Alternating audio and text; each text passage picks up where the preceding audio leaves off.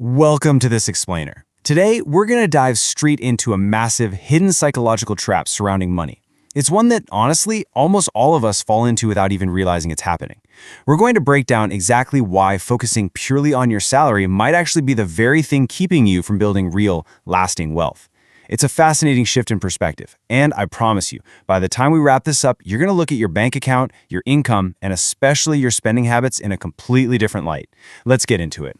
So be honest with me for a second. Are you earning more right now but somehow feeling poor? Man, if you're nodding your head yes, you have got to know you are absolutely not alone here.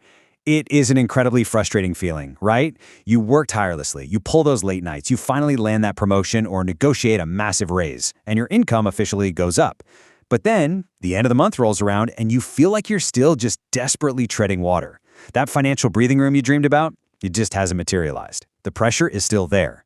Now, it feels like a glitch in the matrix, but as we'll see, it's actually a psychological trap operating entirely by design. Look at this number right here, $150,000. Or, just picture whatever your own personal target number happens to be.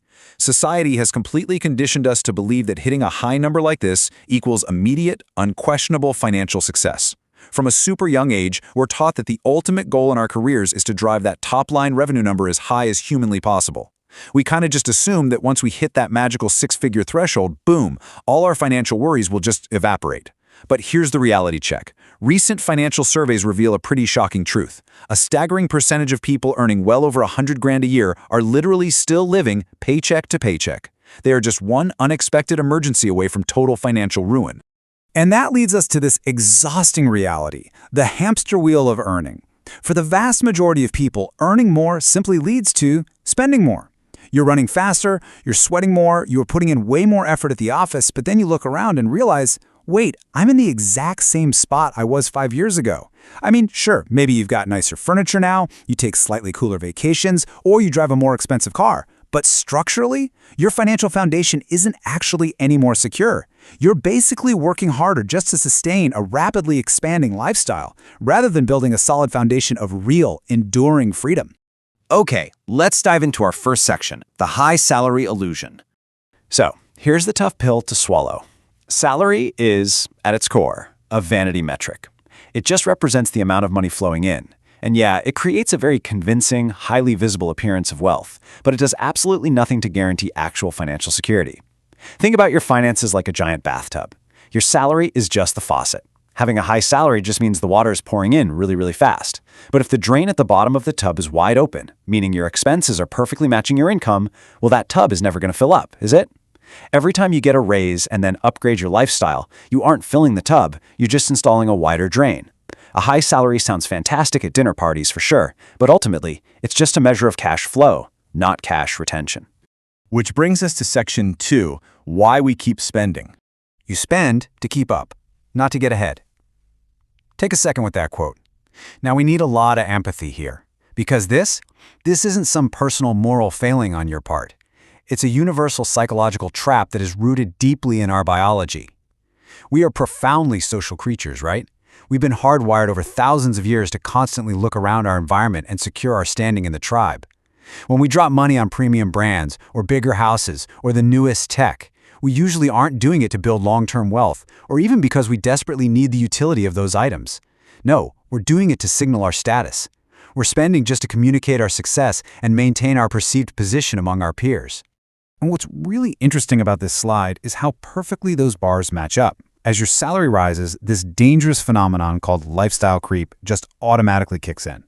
Notice how your spending stretches right up to perfectly match your new income? When you start making more money, your brain almost immediately starts justifying new expenses that, frankly, seemed totally out of reach a year ago. Suddenly, that perfectly good apartment from your 20s feels a little cramped. The reliable older car, it feels kind of outdated compared to what the folks at the office are driving. Economy class suddenly feels unbearable. Your spending rises to meet your new income ceiling in a flash, leaving the actual wealth you keep dangerously thin.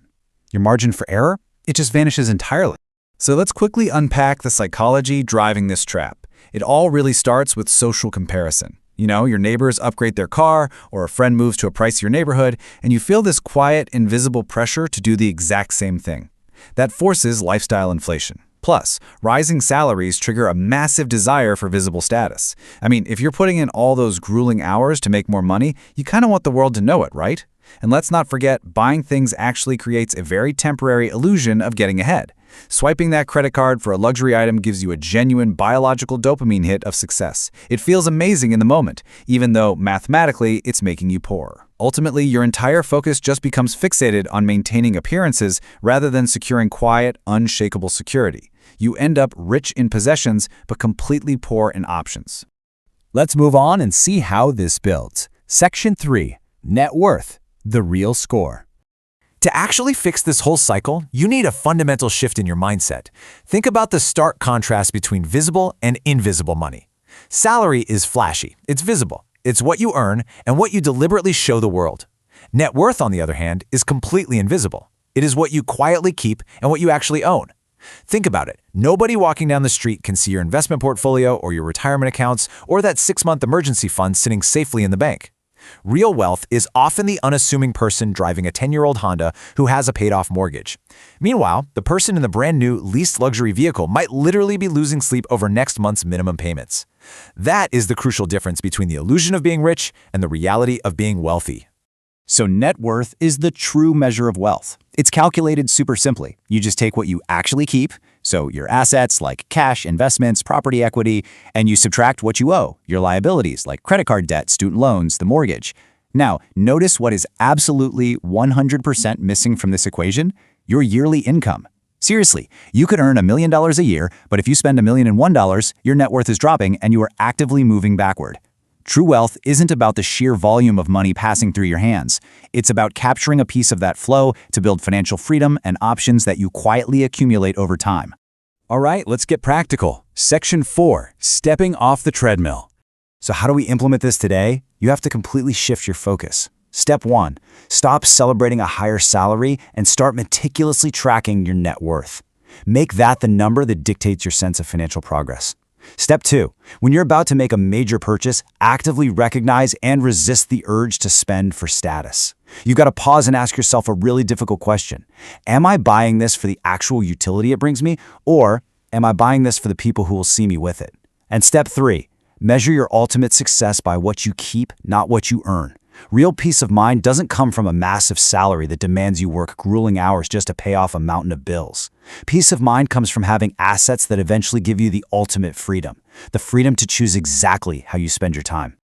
So I want to leave you with this one question to chew on. Are you building a wealthy life or just a wealthy appearance? I highly encourage you to take a hard, honest look at where your money has flowed over this past year. Is it building an impenetrable fortress of security for your future? Or is it just painting a really pretty facade for the present?